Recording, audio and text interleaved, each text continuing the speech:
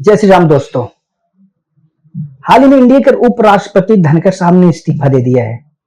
इस्तीफा देने का कारण उस स्वास्थ्य का कारण बताया है। स्वास्थ्य का रीजन बताते हुए देर रात 21 जुलाई देर रात राष्ट्रपति को लेटर लिख के इस्तीफा दे दिए है।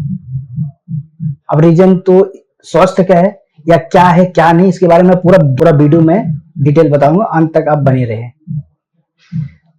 धनखड़ साहब 2022 में उपराष्ट्रपति का चुनाव लड़ते हैं, उपराष्ट्रपति को उम्मीदवार बनते हैं। इनका पूरा 5 साल कार्यकाल रहता है, 2027 तक इनका कार्यकाल रहता है। बीच में 2026 में देर रात 21 जुलाई उन्होंने इस्तीफा दे दिया है। इस्तीफा देने का कारण स्वास्थ्य का बताया है, लेकिन फिलहाल कुछ दिन पहले धनखड़ साहब एकदम फ्रंट फुट पे आके खेलते थे। सुप्रीम कोर्ट एक जज जिनके घर जले हुए नोट बरामद हुए थे, वो हर दिन उसके ऊपर ही सवाल खड़ा करते थे। एक रीजन ये भी है। दूसरा रीजन होगा, कुछ दिन पहले संसद में एक बिल पास हुआ था। वो बिल सरकार लाना चाहती थी, लेकिन सरकार से पहले विपक्ष वाले वो बिल ला दिए, इसलिए शायद सरकार पार्टी नाराज हो गई। एक रीजन है। दूसरा रीजन स्वास्थ्य का भी हो सकता है। फिलहाल धनखड़ साहब इस्तीफे देने के बाद कोई भी ना प्रेस कॉन्फ्रेंस ना कोई मीडिया से बातचीत, कुछ अता पता नहीं है। धनखड़ साहब एक किसान परिवार से, जाट समुदाय से आते हैं, जो जमीन से जुड़े हुए हैं। फिलहाल अगर वो इस्तीफा दे, कुछ न कुछ रीजन जरूर होगा। वहीं 9 सितंबर का फिर से उपराष्ट्रपति का चुनाव होगा, जो संसद में पारित होगा। और वहीं बीजेपी की तरफ से, एनडीए की तरफ से सीपी राधाकृष्णन को खड़ा किया गया, जो हाल प्रेजेंट टाइम में महाराष्ट्र के राज्यपाल है। महाराष्ट्र के बीजेपी के पूरे और वरिष्ठ नेता है, बीजेपी के वरिष्ठ नेता भी है वो सीपी राधाकृष्णन। वो बीजेपी ने उनको सामने खड़ा किया, उन्होंने अपना नामांकन दाखिल किया है। वहीं इंडिया ब्लॉक की तरफ से, इंडियन गठबंधन की तरफ से सुदर्शन रेड्डी को खड़ा किया, जो पूर्व जज रह चुके हैं और साउथ इंडियन है। सुदर्शन रेड्डी खड़ा हुआ है।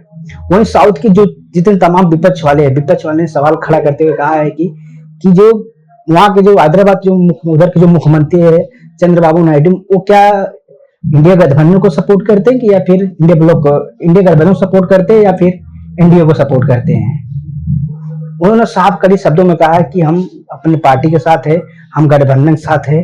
इसमें जब भाषा ऐसा वगैरह कुछ नहीं है, ज्यादा भाषा वगैरह से कुछ लेना देना नहीं है।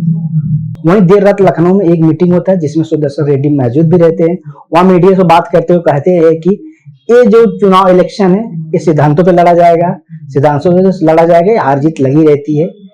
उत्तर प्रदेश जो पूर्व मुख्यमंत्री अखिलेश यादव से मुलाकात हुए उनका बयान आता है सामने। विपक्ष के पास बहुमत नहीं है, एनडीए के पास 427 संसद है, और जो बहुमत के लिए चाहिए 392 सीट चाहिए, जो वोट चाहिए जो बहुमत के लिए। तो इस हिसाब से इंडिया गठबंधन के पास बहुमत नहीं है और एनडीए के पास बहुमत है, तो सरकार तो एनडीए की बनेगी।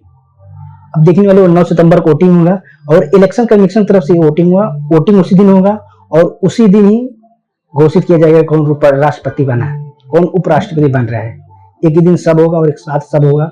अब देखने वाली बात है, स्वस्थ हो जाए और जल्दी उनका रिकवरी हो, जल्दी स्वस्थ हो, फिर आए मीडिया से बात करे, फिर वो रीजन कारण बताए इस्तीफा क्यों दिया।